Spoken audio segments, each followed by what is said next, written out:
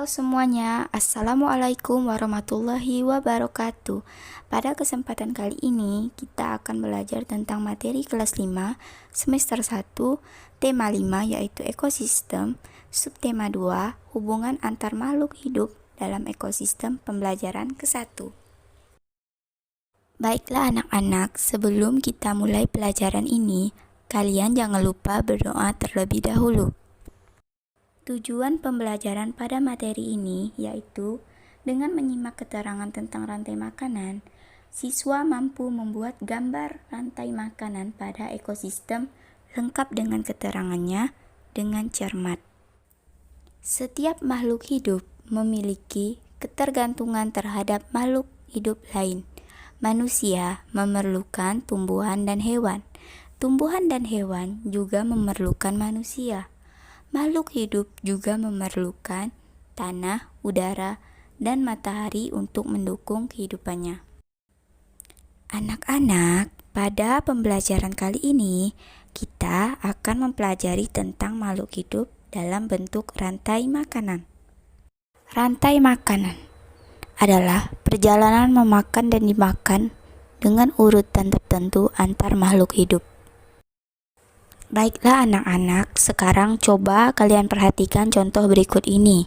Nah, padi dimakan oleh tikus, kemudian tikus dimakan oleh ular.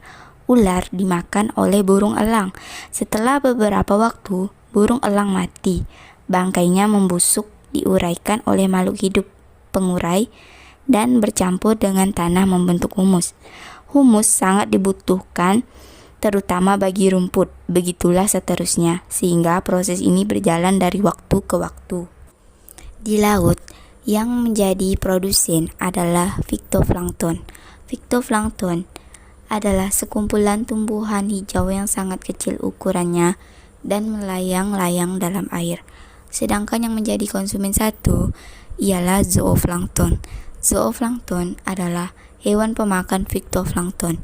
Dan yang menjadi konsumen kedua yaitu ikan-ikan kecil. Sedangkan yang menjadi konsumen ketiga yaitu adalah ikan sedang. Dan konsumen keempat atau juga bisa disebut sebagai konsumen puncak yaitu ikan-ikan besar. Selanjutnya, ikan yang telah mati diuraikan oleh bakteri sehingga dapat dimanfaatkan oleh fitoplankton sebagai sumber nutrisi untuk membuat makanan. Urutan peristiwa memakan dan dimakan tersebut dapat berjalan seimbang dan lancar jika seluruh komponen tersebut ada. Jika salah satu komponen tidak ada, akan terjadi ketimpangan dalam urutan memakan dan dimakan tersebut. Agar rantai makanan dapat terus berjalan, jumlah produsen harus lebih banyak daripada jumlah konsumen satu. Konsumen satu lebih banyak daripada konsumen dua, dan seterusnya. Ada satu lagi konsumen yang berperan dalam rantai makanan yaitu pengurai. Pengurai adalah makhluk hidup yang menguraikan kembali zat-zat yang semula terdapat dalam tubuh hewan dan tumbuhan yang telah mati. Hasil kerja pengurai dapat membantu proses penyuburan tanah. Contoh pengurai adalah bakteri dan jamur. Anak-anak, di dalam rantai makanan terjadi perpindahan energi dari satu makhluk hidup ke makhluk hidup yang lain. Sekarang, coba kalian perhatikan rantai makanan berikut ini. Nah, tumbuhan sebagai produsen memproduksi makanannya sendiri melalui proses fotosintesis. Jenis makanan yang diproduksi oleh tumbuhan berupa gula. Oleh tumbuhan, makanan dapat disimpan dalam bentuk biji, batang, buah, dan akar. Konsumen tingkat 1 merupakan hewan herbivora atau pemakan tumbuhan. Makanan yang dimakan hewan tersebut akan diubah ke dalam bentuk energi untuk melakukan aktivitas dan berproduksi. Contoh, konsumen tingkat 1 adalah tikus. Konsumen tingkat 2 merupakan hewan karnivora yang akan memakan konsumen tingkat 1. Jadi, konsumen tingkat 1 merupakan sumber energi bagi konsumen tingkat 2 agar dapat bertahan hidup. Contoh, hewan konsumen tingkat 2 yaitu ular.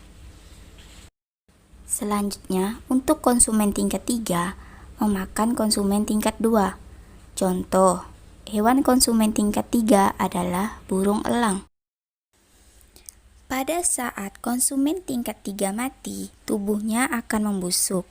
Pada proses pembusukan, tubuhnya akan diuraikan oleh mikroorganisme seperti bakteri dan jamur. Hasil penguraian ini kemudian akan diubah mikroorganisme dalam tanah untuk menjadi sumber makanan dalam tumbuhan. Nah, baiklah, kesimpulan pada materi ini adalah rantai makanan merupakan peristiwa memakan dan dimakan. Rantai makanan dapat terjadi di darat atau di sawah dan di laut. Sekian dari materi hari ini, semoga bisa bermanfaat dan bisa menambah wawasan kalian. Saya akhiri, wabillahi taufik wal hidayah. Wassalamualaikum warahmatullahi wabarakatuh. Terima kasih, sampai jumpa.